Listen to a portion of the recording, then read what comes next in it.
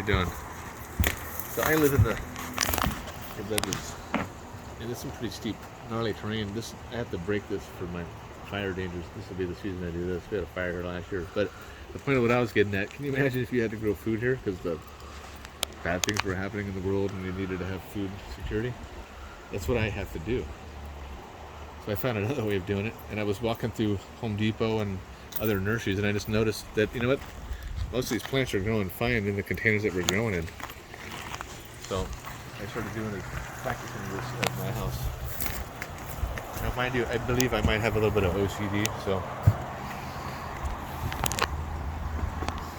But everything up here, I planted in my little greenhouse is in a container. So, I mean, we're talking, if you go over here, we got zucchinis, we got squashes, we got tomatoes, we got carrots, we got lettuce, we got kale, cucumbers. We got all kinds of cucumbers. And I really have all kinds of tomatoes. Come on down this way. I've left it kind of hard to get to. Practicing my balance, I guess. But over here we got lettuce. And they're all, I can come out here every day and I can fill a big bowl of salad. I have some of the best salads in the world. And then, you know, we're in the Santa Cruz County area, so it's not the warmest, although this greenhouse really does, it puts me into another county. It puts me into a whole other zone. It gets like 105 degrees up here. And in about a couple months, this will all be green. We'll have tomatoes all over the place. These tomatoes will be all over these vines. Sorry. I got, you know, we put these trellises up, so we have cucumbers. This will be covered with cucumbers. Back in here, I have more of my, I call it salad mix. We got turnip, greens, we got Swiss chard, some bolting spinach, and I get free seeds out of this too. So I just harvest the seeds. I got arugula, I got some kale. And you could literally just come out here. There's no bugs on this stuff. I got some chayote, a couple chayotes, and some more cucumbers. Man, and then we have some buckets I cut in half to use more of like a planter. They work pretty good. I can actually grow carrots in here. So those are just some of those 50-gallon drums you cut in half. Yep. Oh, that's a good idea. The other way as well, if you wanted to use it, you can use them both in an aquaponics setting. And I got my tomatoes. They're growing already. And I just grow a bunch of different types of plants. I got some basil right here. And I like stripping that off and just throwing the seeds right in your salad. You just grab it and boom. I do have to water. Up here, it's a little more, there's more water intensive. We're in dirt, we're in black containers, and there's a lot of heat, and there is some evaporation. This isn't like the most water conservative form of gardening, but I harvested, I can't tell you, I mean, I had hundreds of tomatoes, hundreds of cucumbers, hundreds of squash. I mean, I basically fed myself all summer long out of this. And we had the forest fire here where everyone had to evacuate, and I have animals and ducks and chickens. I stayed and I cut down trees, and this doesn't look like I cleared a fire cut, but well, there's trees all over the place. So this, I mean, I have a lot of fire cutting to do, but on the other property where the fire was going to come down, I was able to get rid of a bunch of trees. So the reason why I built this up here was due to the COVID and all the annoyances and just the inability to buy food when they were starting to have shortages, and you start reading about all this stuff. It doesn't make any sense. Whatever. I don't play the game. I'll like I said, I got ducks, so I have eggs. I got chickens, so I have eggs. I also have meat from both of those. And I also do rabbits. And I also have all these vegetables. And I planted 40 to 50 different fruit trees. I got every type of citrus tree. You know, we'll show you how to do those. We get wine barrels from the Napa Valley.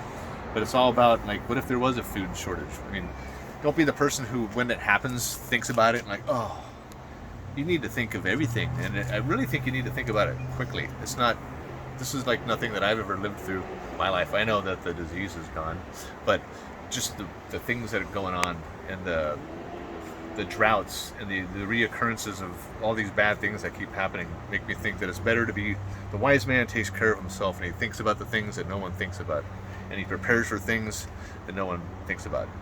You're financially prepping. You should probably food prep, whether it's, I don't want to eat a bunch of dried storage food. I want to eat fresh salad, and I want to come out every day and I want to have like fresh chicken on my salad, or I want to go down to the store and get some meat or whatever, and I want to have fresh food. I don't want to be stuck eating like macaroni or these things that last for, I don't eat processed food. I don't use microwaves. just because it's a survival doesn't mean that you have to do without. Unless someone wipes out the whole garden, then you're going to have to do without. But I have other, I mean, I have remedial gardens. This is one of them. This is the main one. This is where most of my food comes from. But you saw that little aquaponics system that I just built. And there's another aquaponics system down below us, down here. That was my first one. But the way that the sun runs on this property, it was a great experience building it. And it's going to get relocated on this other piece of property located over there when we get this retaining wall built. We'll show you how we're going to build into the hill and build the retaining walls and kind of terrace it in. And that's going to sit up there with a whole new aquaponics system and with its own fish. And that is going to be a heck of a project. It's going to be a heck of an undertaking. Yeah. I mean, Steve, I mean, when I first met you, I think about 6 months ago, and you kind of introduced me to, you got me thinking a lot more. I mean, I was already in that kind of prepared state of mind. I was thinking about these things, but to see it like have come to fruition with all that you have going on here, it's inspiring. And I think that's why we're doing this channel, is so that more people can kind of see what's going on and catch on and do what you're doing. I mean, yeah, I definitely want to start my own garden and have my own animals. And you don't have to do this on the roof of a structure. I happen to, because this is flat land that gets sunlight where it's at, and this gets really good sunlight. So I built this whole PVC rack out of 1/2-inch PVC. I threw it up in a couple hours. I didn't measure nothing. I just threw it up and put the cover on it. It helps the plants grow better. It helps with the watering, and it's actually kind of neat. You put the lights in here. You can hang out at night, and it's kind of peaceful. It's like my garden, but it's all just food. Totally, yeah. Organic food. And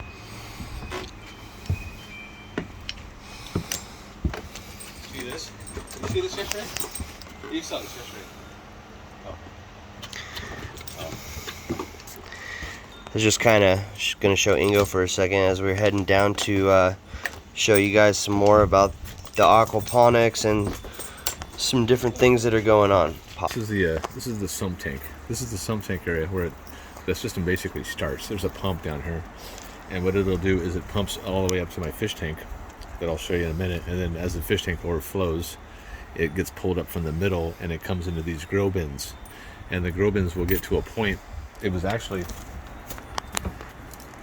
here. I took it apart yesterday. I had a siphon built here. I wish I could have shown you because it was really cool. But this pipe came up. I can't do it justice.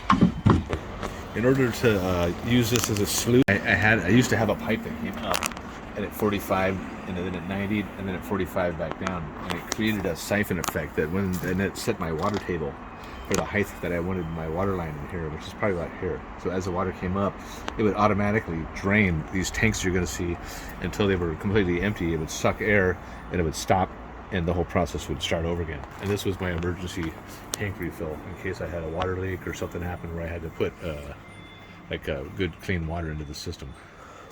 All right. Now you enter the room. Let's go to the fish tank real quick. Water would flow along this pipe down here.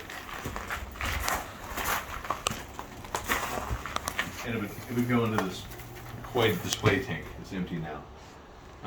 And as you can see, this pipe, this is it's a solid lift.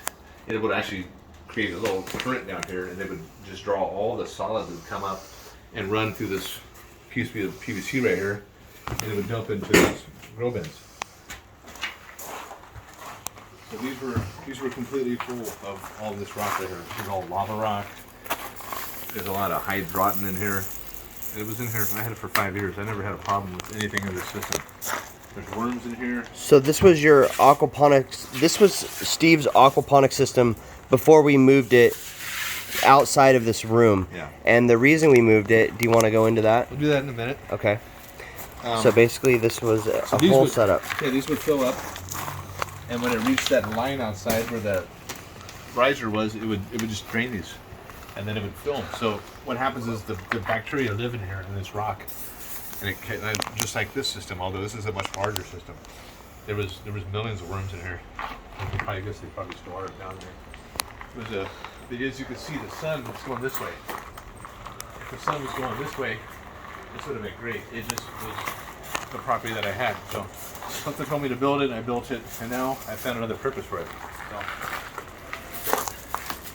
We're gonna in the process of making a new sluice. A sluice. It's a sluice out of scratch. My buddy's in on this that you haven't met. And, we got some miner's mesh in here of different sizes, and we're just getting it in here. We ran some. Which will be a video for another day to explain why Steve has decided to build a sluice. I think we found some silver and some gold in a couple different locations around here. And maybe that'll be another trip. We'll take you up to some of these spots at night. And we'll see this thing in action. This going to turn on in a second, and you'll see what... It needs some work still. I get it. We're going to drill some holes and have some tubes going into each one of these. So you just come in and you dump your, in our case, it's sand. You go and get buckets of sand and just run them.